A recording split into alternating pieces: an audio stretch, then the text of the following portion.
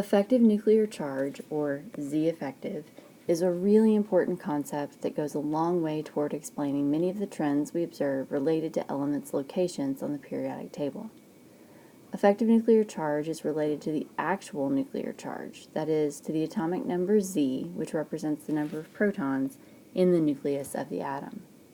In an atom with more than one electron, the outer or valence electrons do not feel or experience the full charge of all of the protons in the nucleus, and this is because the core or inner electrons shield and protect the valence electrons from the full charge of the nucleus. Another key factor here is that outer electrons simultaneously are attracted to the positively charged nucleus, but also repelled by the inner electrons. Within a given energy level N, the electrons in the s, p, d, and f orbitals experience different attractions to the nucleus as a result of these competing electrostatic attractions.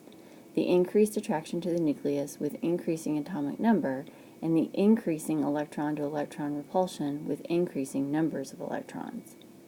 Electrons in s orbitals experience the most attraction to the nucleus and are lowest in energy, while f orbital electrons experience the least attraction to the nucleus and are therefore highest in energy.